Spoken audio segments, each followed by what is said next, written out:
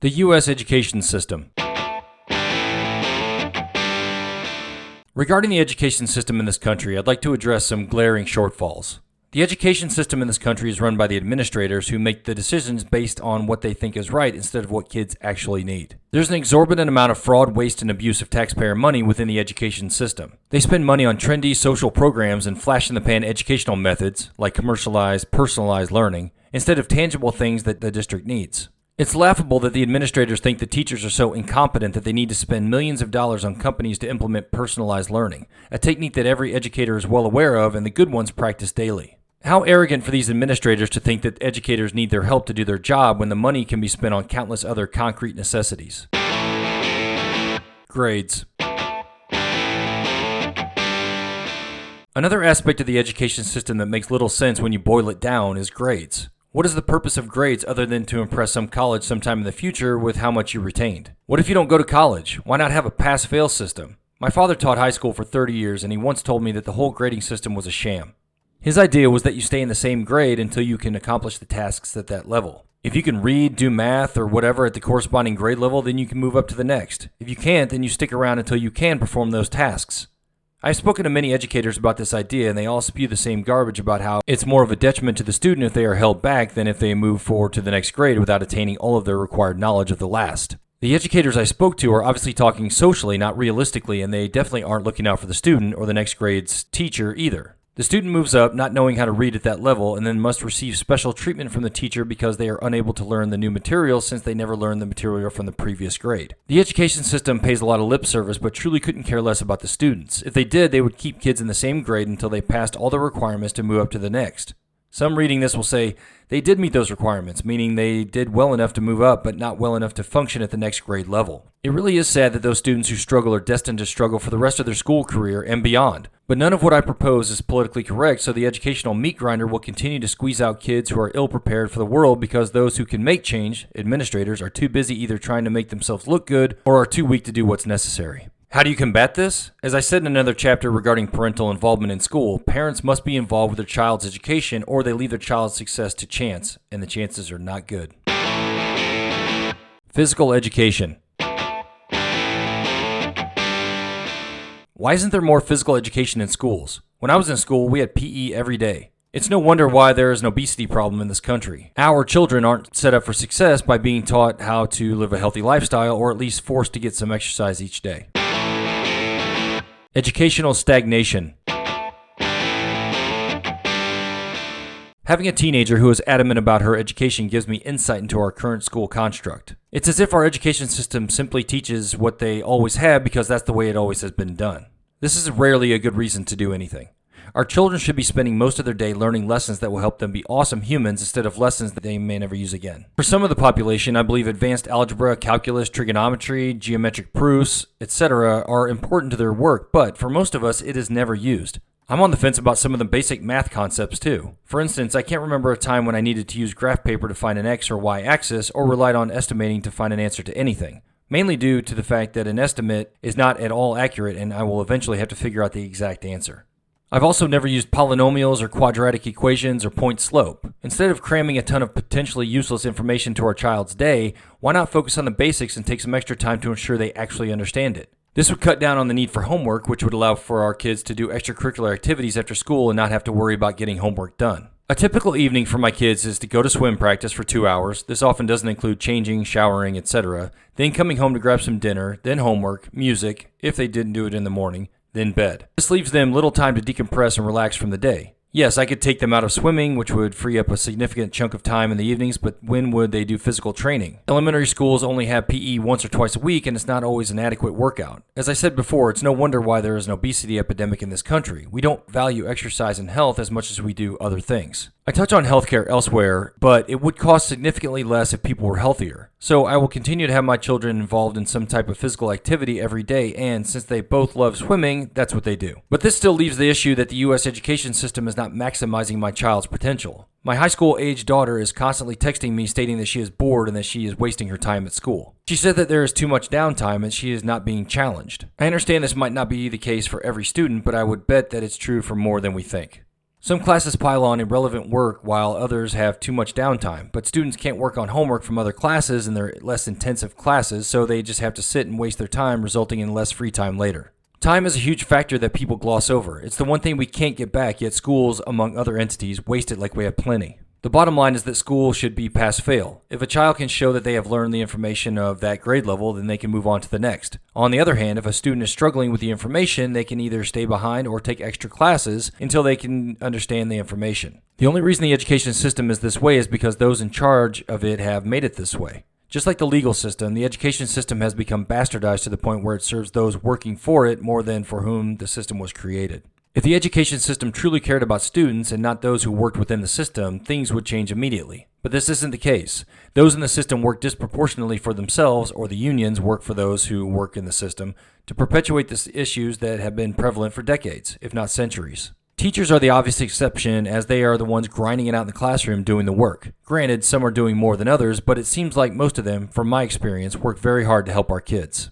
In the education system, money is constantly being misspent, as is in the case with most government entities. They are a self-licking ice cream cone that are designed to serve themselves first and their people a distant second, and their customers a distant and sometimes non-existent last. Those in administrative positions, at least the ones I've experienced, are out of touch with the schools and what is actually needed. They would rather give other administrators raises or waste money on frivolous programs of which there is no way to prove their worth and are only implemented to make the administrators seem like they are doing something constructive. This has always been the problem with hierarchies like these. As I mentioned before, those at the top very rarely have their fingers on the pulse of what's happening on the front lines. Why do they need to put in the work to find out the real issues plaguing their districts? They've been there and done that 20 years ago and don't need any rookie teacher, less than 10 years, telling them what they need. Most administrators and leaders are simply looking for the best way to get them recognition or promotion, and they do very little to mask those ambitions. The problem is that, unless they do something illegal, they are virtually untouchable. All of that to say this: if you have the money, time, or inclination, homeschool your children. If you have the money but not the time, send your kids to private school. While most of the teachers my children have had were phenomenal, they are also hamstrung by those above them and are unable to fully perform as they'd like. Homeschooling seems like the only logical solution because it allows for personalized attention, no wasted time, the ability to deep dive into a subject if desired, and time to branch out to other subjects like finances or driving. The structure and rules of a public school are not conducive to making a child great, only adequate. It is up to the parents to supplement the mediocre, usually no fault of the teachers, education their children receive in order to properly prepare them for the future. Especially those people in low-income areas whose schools don't receive as much funding as the other schools. It is not only necessary but imperative for a parent to supplement the education their child receives from the public school system.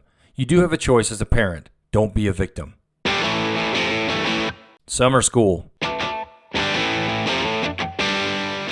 There is no reason for children to be out of school for 3 months. First of all, if your child doesn't continue learning or at least maintain what they've learned the previous year, they can potentially lose 25 to 30% of the knowledge they acquired. This means that they will have to relearn old information while trying to learn new material from the higher grade. If they were to go to school throughout the year, they would maintain their knowledge while providing families with a place for their children to be while parents are at work. It's lunacy for the education system in this country to assume that families can just find a place for their younger children to go during the summer. Nobody else gets summers off. Why don't our educators understand that? This lack of understanding by our educators is not new, as illustrated by early outs, teacher work days, etc. The school day is geared towards teachers and administrators, not students and families. If the education system refuses to change to accommodate their customer, then the government and businesses need to recognize that the schools do this and allow their employees to take time off to adjust to the family-unfriendly school schedule. Contrarily, I do believe that a child doesn't have to be in school every day to be successful. My children are shining examples of that. If they need a day off or if we have something we want to do during the school year, I don't find it to be troublesome for my kids. Obviously, it becomes incrementally difficult as the child grows older due to the unnecessarily complex subject matter and overabundance of homework, but with proper preparation and a little diligence, the child can easily persevere and be successful. I believe that educators push the in-school everyday concept because statistically it may be correct, but who compiled and presents those stats? From what area of the nation did they originate, etc.? Those stats can't always be trusted, and you better believe they will be manipulated to illustrate that being at school every day is important and attendance needs to be as high as possible. Because if it were found that children didn't need to go as much during the week or that attendance levels were dropping, then the money would cease, and ultimately that's all this organizations like the Department of Education and the NEA care about. The truth is, it's about quality, not quantity. Focusing on the teachers and providing them with all the possible tools to maximize their time with the students is key. Instead, we spend exorbitant amounts of money on frivolous social programs that don't guarantee results and are simply designed to make those in power look and feel good. It's all about money and making sure those in power are able to wield it without oversight from the people, i.e., the taxpayers. Intelligence. It's an odd thing, intelligence. I listen to a lot of podcasts with intelligent people, and they're always spouting off about how intelligent they are, and I wouldn't mention it if I didn't pick up some condescending overtones. As if people who haven't studied the same things as them are somehow beneath them, intellectually. The truth is, there are varying degrees and types of intelligence. Intellectuals who claim to be cerebrally superior to others have simply studied different subjects than others. It seems like an odd thing to brag about, and it's almost disingenuous to regurgitate things you've learned like you came up with them. Okay, you studied chemical engineering and I didn't, so you obviously know more about it than I do, but don't condescend as if you invented it. In the military, we call people like that spotlighters. People who draw attention to themselves because their self-esteem was so low. They wanted people to think they were squared away, and since they weren't, they had to draw attention to every accomplishment since they weren't very abundant. There were also those who were totally squared away, yet lacked the self-confidence to simply be good and not care if anyone else knew about it. It was unfortunate because people like these had so much to offer, but no one would listen to them because they were so blatantly spotlighting. They lacked humility and were seen as pretentious instead of proficient. Back to defining intelligence. I know the dictionary definition, but what is it? Some think it hinges on how many books a person reads and what kind. It also matters who wrote the books. I wonder how many theories and ideas have survived simply because a certain person wrote a book and experts thought it was good, so everyone else did too. But who's to say those experts were right? Who's to say they aren't just perpetuating the same BS as the original guy? How often are people disputing textbooks and who ensures they are accurate? It's more of a business than anything, and I'm not sure how good they need to be for a school to buy them, assuming the school has a choice. Are books biased one way or the other? Are they skewed to fit a certain narrative? Bet on it. Which begs the question, who's to say the information people learn in college is the most accurate and non-biased information available? We just take for granted that the teachers or professors know what they're talking about and that whomever they learned from did as well. How are we to know? How many people have gone to school and learned about a certain subject only to find out that the real world doesn't operate that way? They find that the real world is not black and white and doesn't fit nicely into a curriculum, and that what they were taught often doesn't apply to real world scenarios. It's almost as if college is just a gut check, a square to fill so a company will feel more comfortable hiring you. I'm sure this is less true in math or history fields where the information shouldn't change that much, but I'm not sure about those more abstract subjects. School districts. If I were lucky enough to be in charge of a school district, the first thing I would do was attempt to speak to each faculty member in each of the schools in the district. Depending on the district, this may be a very arduous task, but I believe it is necessary to get a feel for where everyone is educationally. I'm a firm believer that those on the front lines have a pretty good idea of what they need and how to execute the mission. While the superintendent must make decisions at a strategic level, they can't do so in a vacuum because those macro-level decisions ultimately affect those at the micro level. If I were in charge of the U.S. Department of Education, I would ensure as much standardization as possible, not about testing, but what the experts think every kid should know at each level. I would gather all the data and ensure that what our children are learning is optimal for their success as an adult. I believe this data will come from the individual districts and the subject matter experts on the front lines of education. Too often, administrators think they know better because they've been there and done that, but things change and skills atrophy the longer they are out of the job. There shouldn't be any bad schools in a school district. Either they're all good or they're all bad. While the operation of each school should be standardized across the district, what will work for one school might not work for the others. Given this information, slight modifications should be made to ensure each student in every school is afforded the same educational opportunities. This can be done in several ways, but the most glaring problem I see in the bad schools is manpower. More teachers, more security, more faculty, more counselors, etc. Thriving schools don't need as much oversight and can function with what they have or less.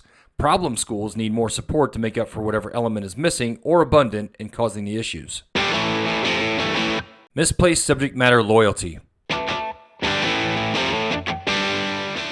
One thing I've learned from being both a student and a parent is that each teacher and or professor feels that their subject is the most important subject matter in each of the students' curriculum. While this is probably what we want in a teacher and or professor, it's not always fair to the students. What I mean by this is sometimes an overpassionate teacher assigns a little too much work to my kids as if they don't realize that they have other classes to worry about also.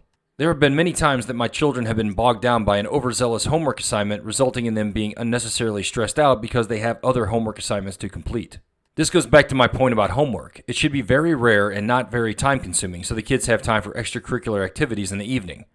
Again, I like that teachers are passionate about their subject, but they also need to exercise some expectation management and realize that the children have other obligations besides the ones imposed in that particular teacher's class. Unnecessarily complex subject matter.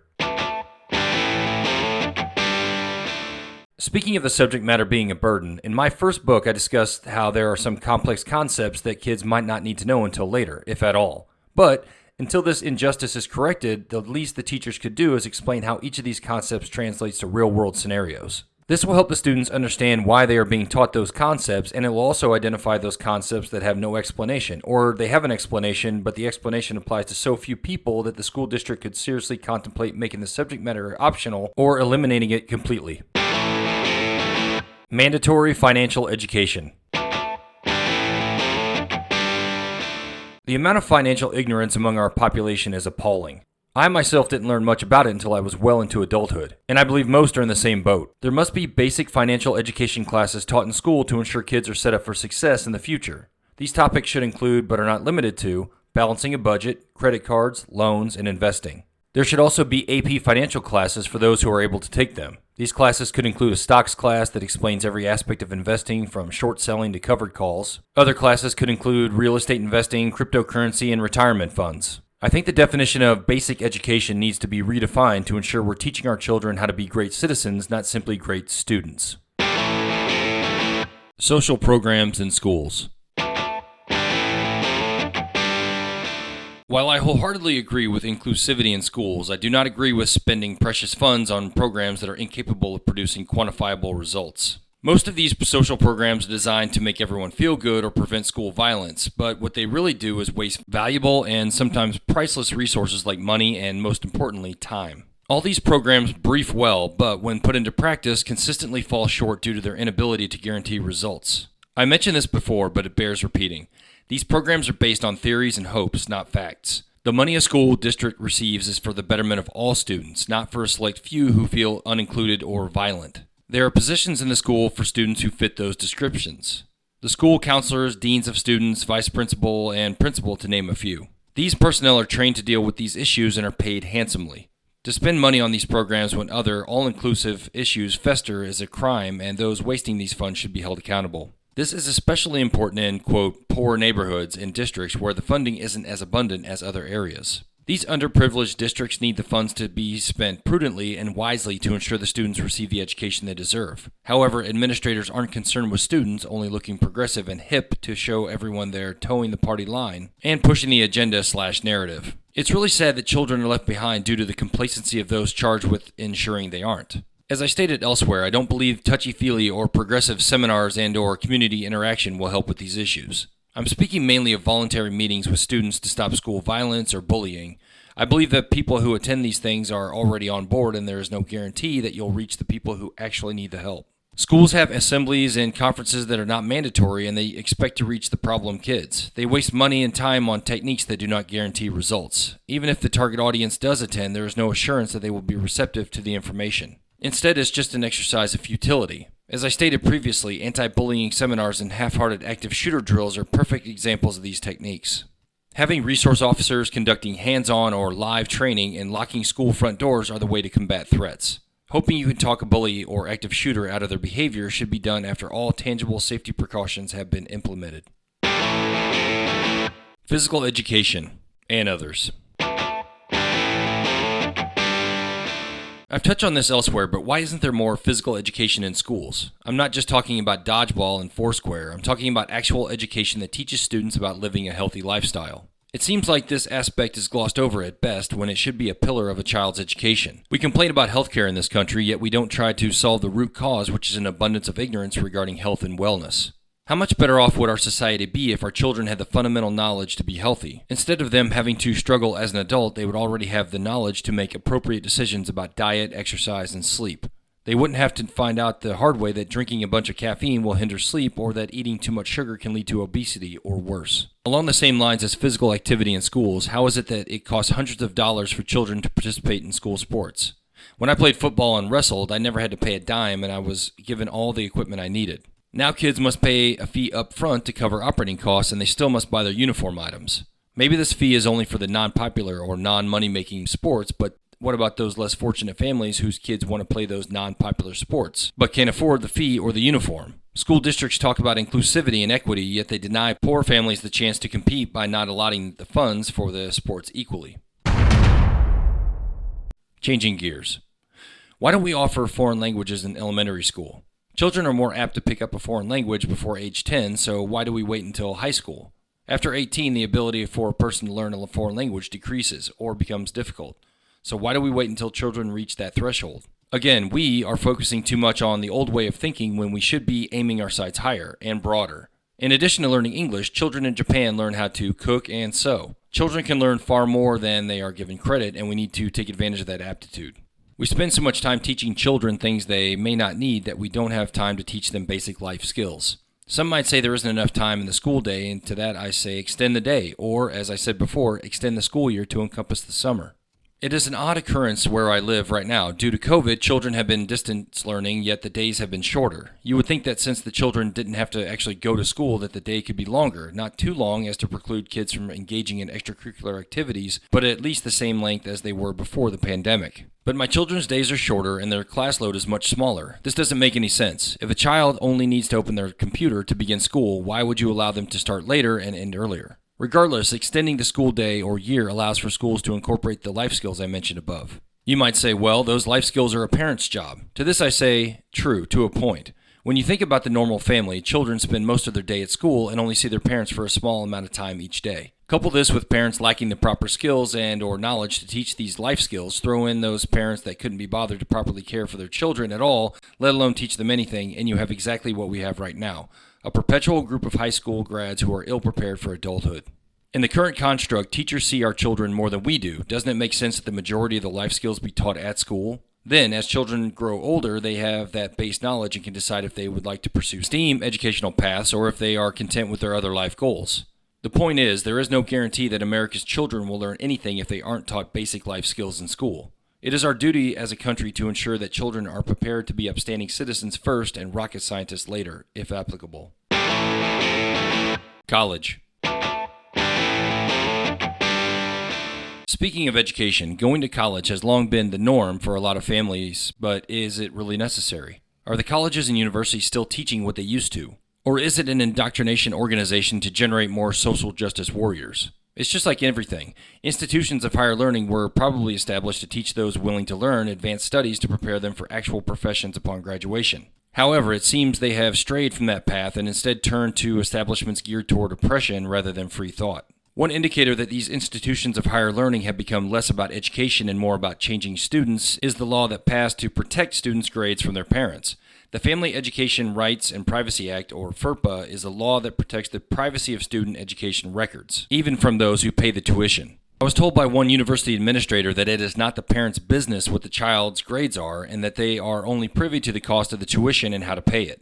This is absolute lunacy. A parent, or whomever is paying the tuition, no longer has the right to know if their student is failing and wasting thousands of dollars of their money. They just have to wait for 4 or more years until the student graduates, or not. This is just another example of the overcorrection of a problem that really wasn't a problem. I'm sure this law, like many bastardized laws, stemmed from an incident that was probably justified in that one unique instance which decayed into something unrecognizable from the original purpose of the law. In addition to holding students accountable during their education process, each institution of higher learning should partner with businesses in their immediate area to allow for all students to at least visit, if not intern, at these establishments in order to see how their profession operates in the real world. Unfortunately, I fear that colleges and universities don't particularly care if their students are learning real-world lessons, only that they pay their full tuition on time. The professors are usually those who do not venture out into the world to use their skills they learned in school, but instead focused on teaching others what they've learned, therefore not really knowing if what they've learned is valid or just what the previous professor learned from their professor, etc. Without real-life experience to validate what is being taught, how can we possibly justify shelling out tens of thousands of dollars for this education? What assurances do we have that the professors are teaching the most current information? Yes, math and history are probably safe, although some are trying to change history. Everything else has some sort of update or change that should probably be implemented into the curriculum. Regrettably, many of the professors have tenure, which makes them virtually untouchable, meaning they can do whatever they want with no repercussions. It's a crazy thing. An educator whose job it is to ensure the students receive the most relevant and thorough information has no obligation or incentive to do this. I'm sure I'm painting the profession with a broad brush, but any professor who even acts this way occasionally is guilty of fraud and the wasting of their customers' money. People fail to realize that colleges are just that. Businesses that have customers, and the employees are the professors who are responsible for providing a service commensurate with the exorbitant fee being charged. That's why the military prefers instructors who are fresh from the battlefield to teach in their courses. These warriors have the most recent information and experience regarding their field and are the best to teach those who will be in that situation in the future. Combat-hardened veterans, regardless of the ability to teach, can always pass on lessons learned and current tactics, techniques, and procedures, whereas even the best instructor will always fall short if they have not experienced firsthand what they are teaching. Passionate parents. I find it telling that there are so many social media posts and videos poking fun at parents who actually get involved with their child's education. Some are scoffed at and ridiculed for taking interest in how their child is educated. Granted, some of these parents can be a bit boisterous or overbearing, but this is better than not having any involvement at all. It's as if they expect parents to sit idly by and just accept whatever treatment or lesson is imparted onto their children. Fortunately, there are many of us who take a vested interest in our children's education and demand to know what they are exposed to each day. For anyone to ridicule a parent for being enthusiastic about ensuring the school their child attends is doing their best to educate speaks volumes about our current school system. There are elitists running the system, and they do not have the time nor the proclivity to explain themselves to simple parents. It's for reasons such as this that I highly recommend homeschooling or getting together with a group of friends and hiring a teacher. Privatizing education. At the time of this writing, I work as a military contractor, and I have a statement of work that lays out what the government expects me to do for them. While the cost is slightly exorbitant up front, it pays off for the government because they don't have to pay me any benefits, and if they don't like my performance or feel that my services are no longer required, can choose to not renew my contract. This is how we should run the education system in this country. The unions have made it so teachers and administrators are better taken care of than the students. The answer to this dilemma is to privatize education, form teaching corporations that employ teachers and bid on school contracts. This would free up a significant amount of money the school districts could spend on amenities that actually help students. State-of-the-art facilities, equipment, and extracurricular activities could be funded with the leftover taxpayer dollars. If the teachers aren't performing as well as they should, or the private corporation isn't producing as a whole, then the school district or state or Fed could not renew the contract and hire another company. This would be a win-win, as the teachers would most likely get a bump in pay, and underprivileged school districts could afford to accommodate those children who aren't fed at home or have no place to go before and or after school. Unfortunately, those in charge of the education system aren't truly interested in all students, only those who express interest in school, which is ironic because those are the students who need help the least. The unspoken female issue. Speaking of the education system, there's a chronic and mostly unspoken issue that occurs daily in every middle and high school in America. This problem is a constant distraction and can be debilitating for some. I'm talking about the fact that all females deal with a menstrual cycle and are expected to perform at the same level as the boys. This doesn't seem fair, and I can't really believe more hasn't been done about it.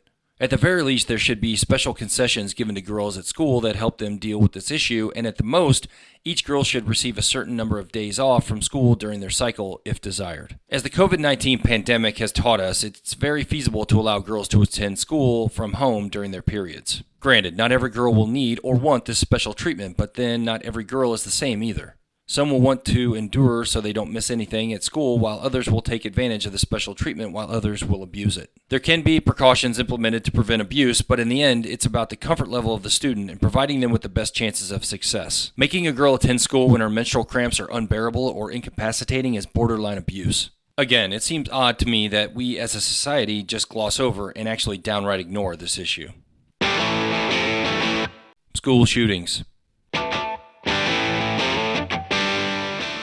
I've covered this issue before, but we have had several school shootings since then that could have easily been prevented had any precautions been taken prior to the incident. But the school and district leadership of these schools had a false sense of security and didn't feel the need to do their most important job, which is protect students.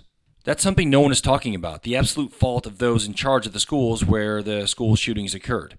It's not hard. You simply lock the doors. Doing this would have prevented many of the incidences and could have saved countless lives. I get it though. Statistically, it is very unlikely that a school will experience an active shooter, so schools don't take it seriously. They say things like, well, that could never happen in our community, and I'm sure the administrators in Uvalde thought the same thing.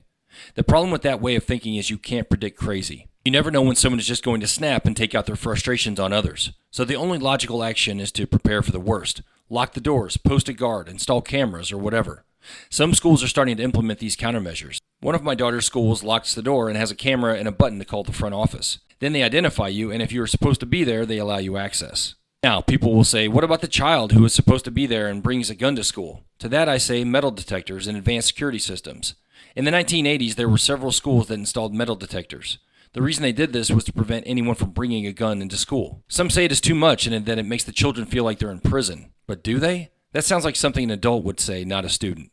In addition to metal detectors, schools should install advanced security systems. What I mean by this is that a system where every door in the building can be closed and locked automatically by simply pressing a main button in the office. These exist. I've worked in several locations that had this type of system. This would help exponentially in securing everyone at this first sign of danger. Some of the schools in mass shooting incidences didn't even have doors that could be locked from the inside. This would mitigate the shortfall. For those concerned about a fire, the doors can be opened from the inside to allow people to evacuate if necessary.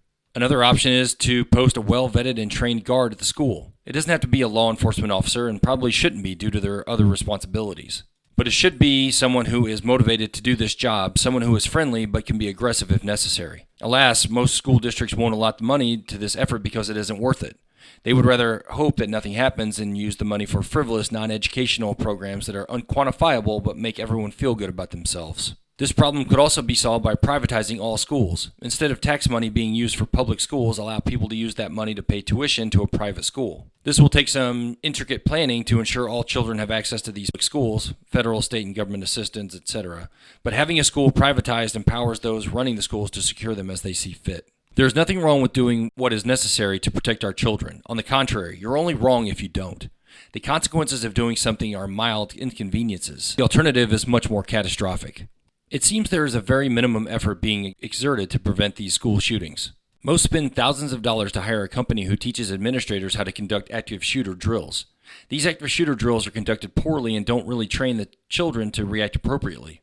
My daughter came home from school one day, visibly upset, stating that they had conducted an active shooter drill, but due to poor execution of the drill, she was scared that she still didn't know what to do if an active shooter should come into the building. I have explained to her many times what she should do: run, hide, fight. But, as I mentioned before, if you don't train like you fight, you won't be prepared for the battle. My daughter's class just talked about what they should do, but didn't conduct the actual drill. Since I teach my daughters to assess every situation and ask questions if something doesn't make sense, my daughter made her assessment. Based on that assessment and the fact that her classroom was on the second floor, she asked her teacher if the school could purchase portable fire escape ladders so she and her classmates could go out the window and climb down to safety. Her teacher said no and that the school wouldn't spend money on things like that. It was absolutely gut-wrenching to see my daughter so distraught over not feeling ready to execute and trying to do something about it and still being shut down. If she were to actually practice an active shooter drill on a regular basis, it would become second nature or muscle memory. Instead, she lives every day with the anxiety that something might happen. I've asked our school district about this, and they are worried that an actual active shooter drill will scare the children. But what about a real situation? I think the fear will be exponentially worse if a real situation arises and the children aren't properly trained. Training, or practice, instills confidence and reduces fear. If the children were to train properly, they would still be fearful but confident in their ability. This confidence coupled with muscle memory would allow them to act and most likely save lives. Schools can't just go through the motions, especially with dealing with life-threatening situations like an active shooter. The drills need to be accurate and often. The children must do and say everything they will do in an actual active shooter situation, otherwise they will develop training scars that could get them or their classmates hurt or killed. I believe that, since active shooter situations happen so rarely, some school districts develop a false sense of security and play the odds, hoping it never happens to them. I'm sure the school administrators of Parkland, Sandy Hook, and Columbine thought the same. If I see a threat, I do everything I can to eliminate or at least mitigate it, and sometimes that mitigation requires the help of someone else, like a school district. It's extremely frustrating and frightening when they won't act. The school's number one job is to protect its students, and schools all over this country are failing at this task. They mainly fail due to poor leadership and mismanagement of allotted funds. Educational paradigm shift. We need to change the way we educate our children. It's to the point now where everyone knows how substandard public education is, yet only those with money can do anything about it. There must be an option for poor kids to receive the same education as kids with money. Granted, having money is a broad spectrum, but there is no dispute about who doesn't have it. The only way this issue is going to be solved is with aggressive government intervention in the poor neighborhoods. The The current construct will not allow those poor school districts to ever rise to the level of districts with money. I believe there are programs in place that offset costs to the poorer communities, but it obviously isn't working. This is because government programs rarely work as advertised or devised. They rely on government workers who aren't worried about losing their jobs due to poor performance, and as long as they are providing some result, no one's going to say anything. So the poorer neighborhoods will continue to suffer and produce a disproportionate number of substandard students while people with money continue to move to upscale districts. One aspect that seems to be an overwhelming reason poorer school districts aren't thriving is due to the lack of parent involvement. School districts who have a solid parent base thrive. They conduct fundraisers, help in school, and assist their students. If poor performing schools had parent buy-in, they wouldn't be poor performing for long. I want to touch on one more phenomenon that I believe is the future of education, the pod education concept. This is where a couple of sets of parents agree to pay for a teacher to come into their home or a neutral location and teach their children. This satisfies the most important aspect of a good education, the pupil-to-teacher ratio. It is common knowledge among educators, and possibly most Americans, that the smaller the class size, the better the chances of success for the student. This is due to personalized attention when necessary and more opportunities to conduct specialized learning. Pod concept also satisfies one more important aspect that parents should have and strive for: control. Smaller pods allow parents to control who is teaching their children and the environment in which that education is being administered. They would no longer have to worry about school shootings, drugs, or bullying. They won't have to worry if their student is getting the proper attention or being disregarded for a higher priority student. These pods will provide our kids with the opportunities to maximize their potential and catapult them to a much higher level prior to them entering adulthood. This could be accomplished with privatized teaching companies, as I mentioned before. Who knows, maybe this concept will become so popular that it will bleed over into higher education as well and take down the overpriced, overvalued collegiate money-making scheme that is our university system. Unfortunately, those in charge of the education system have no interest in changing things because it doesn't serve them. Much like government, the ones who make the rules are the ones stonewalling progress to save their way of life. For instance, in most school districts, they will only hire a superintendent who has experience as a teacher and really loves those who have a doctorate in education. That's why nothing changes, because those chosen to be in charge perpetuate the antiquated thought process that ensures the public education system will continue to decay. When you have a closed system like education, you are doomed to repeat the same mistakes because you don't allow any outside influence, and actually condemn those on the outside because they don't subscribe to the same exhausted construct. Yes, they attempt to innovate, but are stuck with the like-minded decision makers who were taught by those like them. Instead, the education system should welcome outside influences that have experience in making real change and streamlining efforts. But people who have these skills aren't normally the types of people that education system embraces because they aren't like them, and therefore are a threat to their current structure. It's the same for politics. The political system is rife with like-minded individuals, not on the issues, but on how to govern, who do not like outsiders that do and see things differently. They, in the education system, like the way things are run now because it serves them. This is the inherent problem with both systems. We rely on them to help us, but they are too busy helping themselves. Children's books. Speaking of shifting paradigms, I think children's books are long overdue for a shift in focus. Granted, most children's books are written by private authors who decide what they're going to write, but isn't it time that we, the people, take charge of our children's education? For instance, I have decided to begin a series of children's books focused on information children will most likely use instead of virtually useless information like hibernating bears or which animals are nocturnal. My books focus on self-esteem, perseverance, and emotion control. At the time of this writing, I'm working on a book about money, not just the kinds of money there is, but also what we can do with it, like saving, investing, and giving to charity. This isn't to say that there aren't books about life skills, they just aren't as abundant as books about numbers, letters, and shapes, or books that are relatively unimportant for the growth of a child. One really has to search for life skills-oriented books when they should be readily available. I realize that the main focus of children's books is to entertain and teach children how to read, but why not solidify basic life skills in the process? Why is it important for kids to learn about mammals and reptiles when they could be learning about their feelings and finances? There are so many concepts that we teach our children that should be left to their later years when they start to formulate a plan for life and hone their interests. Education plan. The best teachers from each state will meet to discuss the basic tasks a child should learn in each grade. Once those lessons are established, a nationwide curriculum will be created and implemented to relieve the burden on teachers and to ensure that all children are educated fairly and provided with the same information as all other students. Every effort will also be made to group students by skill level, not grade level. Elementary students will be graded on a go, no-go status versus a grade system. There will be a baseline that every child will achieve before moving on to the next level. At a minimum, the following subjects will be taught in elementary schools: foreign languages, English, mathematics, science, social studies, music, crafts, physical education, information technology, and home economics. All children will be taught how to exercise and about proper nutrition and will conduct at least 30 minutes of physical exercise each day. For middle and high school students, adequate time and facilities will be provided for all students to cool down, shower after their physical exercise. Facilities will include, but are not limited to, secured storage for each student's gear and a private shower and changing area. Federal funding will only be provided to schools that fall below an agreed-upon financial mark. School will be held all year with breaks between each trimester. This will prevent summer learning loss. School days, breaks, and years will be standardized to ensure working parents are not encumbered by sporadic school schedules.